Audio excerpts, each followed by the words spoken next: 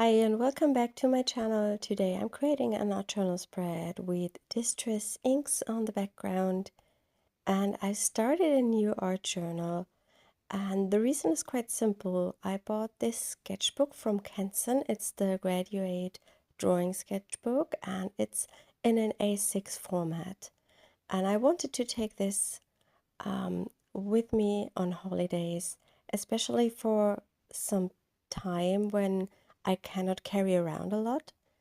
And I ended up making one drawing in this journal, and the reason was because it's just too small for me to sketch in. And now, as I was at home, I really thought the size is quite nice, and I knew the paper will work quite well with Distress inks, so I decided to create some pages in here, and I've recorded all of them so far, and this is the first one I am going to show you today. And I started with the ripe persimmon, and I blended it with these makeup brushes. I wanted to create another autumnal spread today just because I really love this season and I'm a big mushroom and colorful leaves fan, and I also like the autumnal colors. And here I'm using the aged mahogany to bring in more darker areas at the top. I've laid two pieces of paper underneath the pages so I do not color the rest of the book with inks, and I really love how the paper works with the distress inks and they do not bleed through. That was something that I find quite important.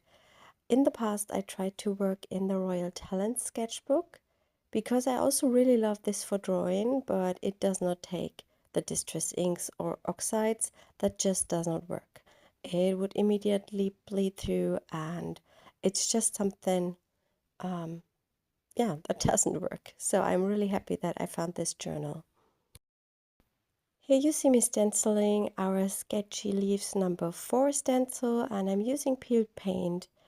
And it's a bit tricky working close to the spine of the book or to the middle, but as it opens flat, it works quite nice and I don't have any problems.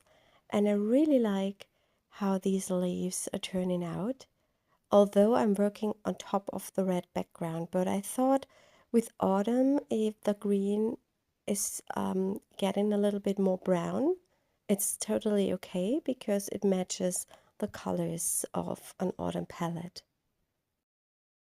I'm now having quite an issue with these makeup brushes.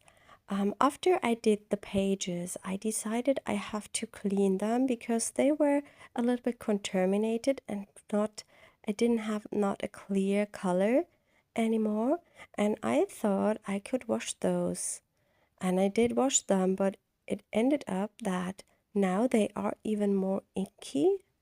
I don't know. I think the water brought the ink from the deep inside of the brushes up to the top, and I have the feeling the brushes never get clear again, and I'm not sure if I have to buy some new ones because they are all a little bit brown now.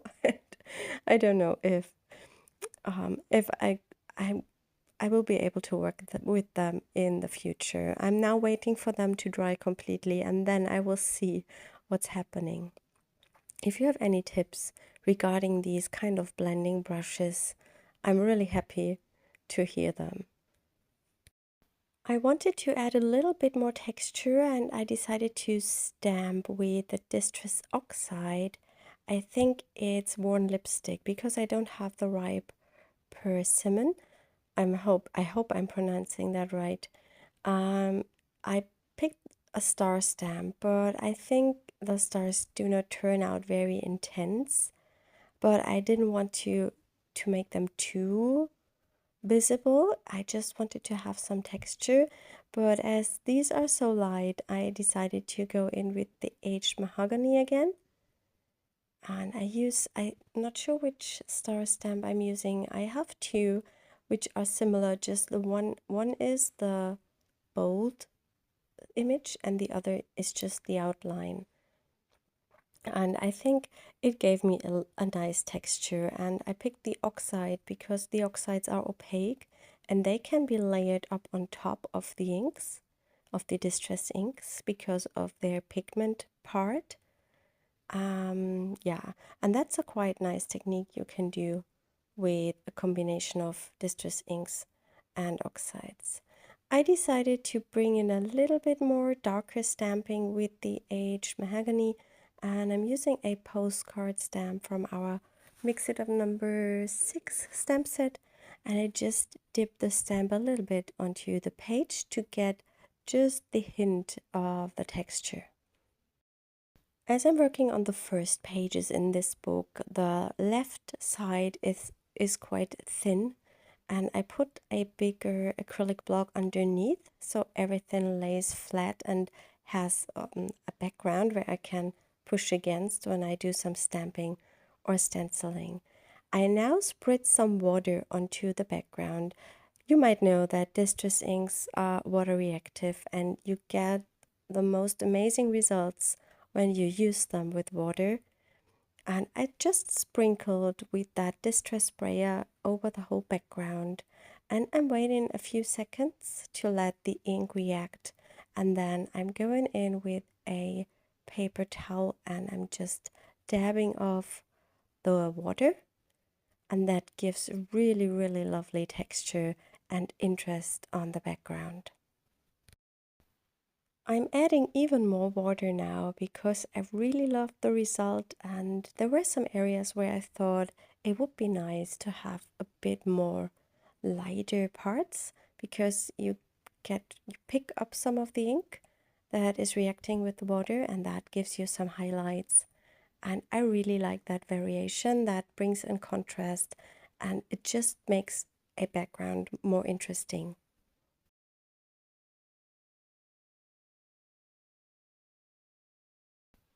I'm going to let the background dry now completely, and here I'm back, and I searched for an old book page in my stash, and I'm going to create a bottom where I have left the white on the page, and I just wanted to create something where I can put my mushroom that I wanted to use today on, and I used this technique on an older art journal page that I found recently when I cleared up my studio a little bit, and I really liked how the spread was turning out, and I wanted to use this technique again. I'm using my Tombow glue stick to adhere the papers to the bottom, and then I'm going to ink them up with a darker color.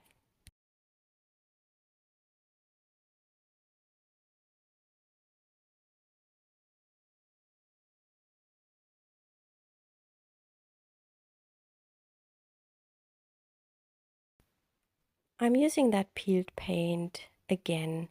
It's one of my favorite greens. I also really like the moss green and the crushed olive because they are all quite warm and they look more natural to me than other greens. It's a bit more difficult on the book paper with the ink because it just does not work as good as on the journal pages themselves. But I think that doesn't matter. It just gives me another interesting texture, and I think that just adds to the interest when you have different textures on your page. I also use this technique. Here I'm using pine needles. I also use this technique with the different textures when I'm drawing. I really like to mix the different mediums because every medium has a different texture. So I love to use markers, acrylic markers, color pencils, pastels, and all of them have a different finish, and I think that makes it quite interesting. Here I'm going in with black soot, and I only had this tiny brush left, this tiny makeup brush, and it was a bit difficult to apply the ink with that tiny little piece. And I also decided to come from the top with a little bit more darker color I was not super happy how the application worked. I think the reason was that small blending brush, but it also might have been the thick layer of the ink that I had already on my page. When you apply distress inks very thick to a paper, they give you quite a slippery surface. I recognized this when I use distress inks in my sketchbook as a base layer to draw over the top, and they make it quite slippery, and they the grip of the paper goes away the more ink you layer on top. And I think that also might cause the problem that the blending of the black was not perfect, but I didn't mind that in the end. I also added some water splatters here, and I think that just was the solution. I think now it looks quite as I wanted it to be, like that. So I think you have to take risks sometimes and explore and learn about your mediums. I'm now going to stamp these cute mushrooms. I just checked if I'm stamping it straight, and I stamp it directly to the spread because there are a lot of fine details on the stamp. One mushroom has some kind of hair on the top, and there are some tiny mushrooms at the bottom. And now I'm stamping the mushroom also to a piece of mixed media paper. I'm using the Canson XL mixed media paper. No, it's not XL, it's just Canson mixed media paper. And it's really nice for stamping because it's very smooth and it's not too thick, so you can easily cut it out. After I've stamped it, I searched for some markers that I wanted to use with it, and I picked the Ohuhu. I'm not sure if these are the Ohuhu or some other brand, but it's all the same. These are all the same markers, so I'm pretty sure they come out of the same same manufacturer. And I'm coloring in the mushrooms just with the markers, very simple. And I tried to pick colors that will go with my page. As always, I'm going to link up all the products I'm using in the video description, and you will also find a link to my blog where you can have a look at the close-up images of the finished spread.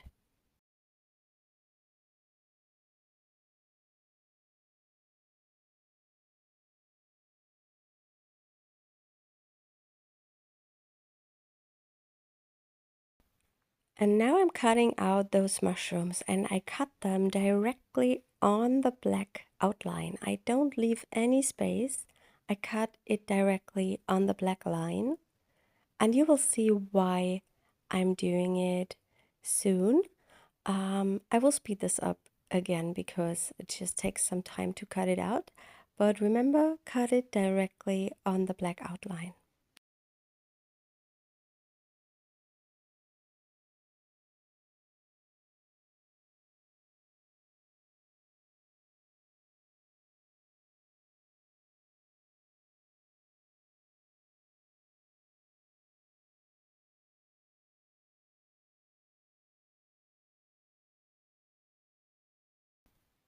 You can see I've cut away all the details because they are already on our page.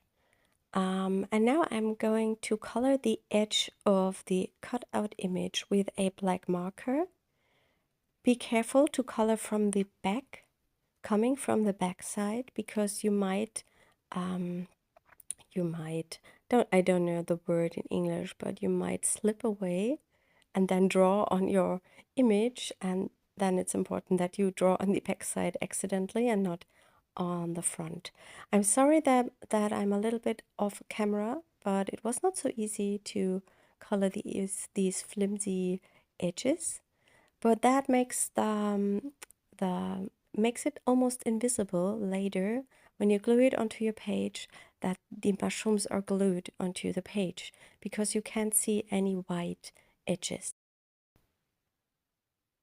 And this is how I'm going to put them onto the page. But as I saw this, I decided to bring in a little bit more darker areas to the stamped image using a gray marker.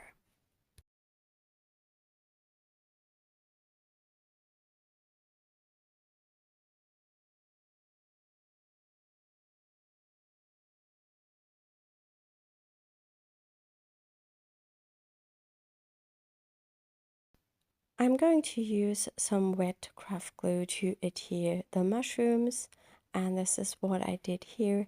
I filmed it as an Instagram reel to have some content for Instagram. Yes, and I just adhered the mushrooms, and when I had a look at my whole spread, I had the feeling that there was something, definitely something missing on the page. It looked all very empty, and then I decided to start by stamping kind of a border or a border stamp to the bottom, but I wanted to make sure not to stamp it too high, so I stamped it a little bit too low, but that does not matter. It gave me some extra texture on the bottom and kind of an end of the page maybe. And this border stamp is from our Mix It Up #4 stamp set. As I'm stamping directly over the, or not over the spine, but close to the spine, I made sure that I placed the border stamp directly to the edge of the acrylic block, and here I accidentally forgot to lay my acrylic block under the book, so I have something where I can push against, but that was no problem. It did work out quite well. As it was still very empty, I decided to go in with my black Art Graf crayon to bring in some shadows to the bottom underneath my mushrooms.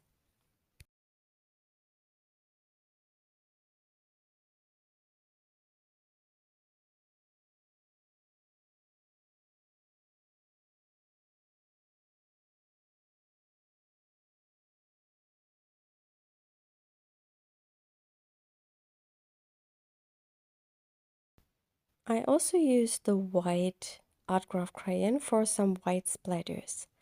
When you're working with a wet medium on top of a distress background, it will always bleed into your wet medium.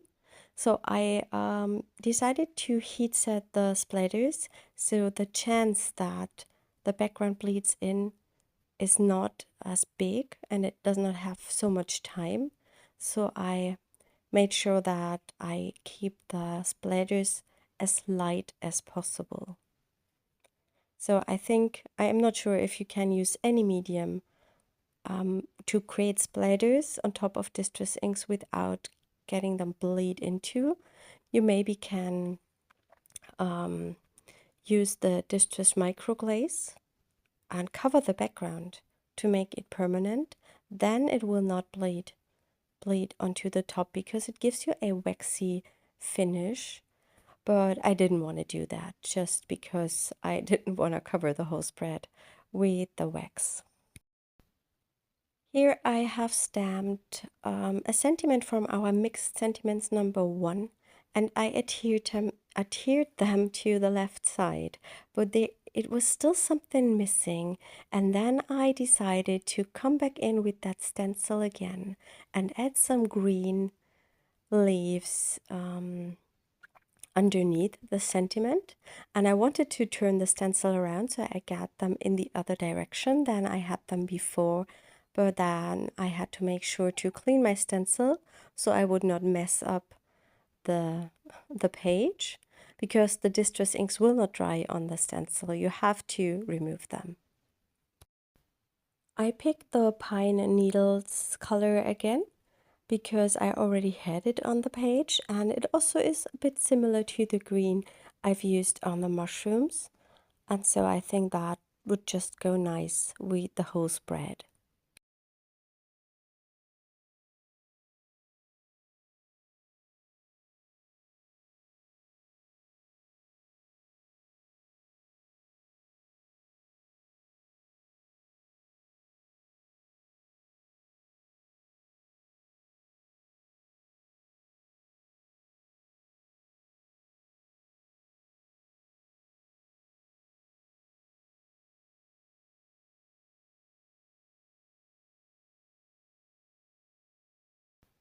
I really liked how this turned out, and I wanted to keep going, and I'm going to add another one directly over the spine this time, and I'm glad I remembered to put down the acrylic block to make the book more stable. And it's always a bit tricky to work over the spine, but I have to say this worked out so nice, and I would definitely use this technique with stenciling and the blending brush more often. I thought about adding more, but then I stopped myself because I think now the page was almost perfect. Just some tiny pieces to the bottom here, not much. And yeah, I'm happy how the page turned out. I will leave you with a photo. And yeah, I am not going to add more of these leaves here.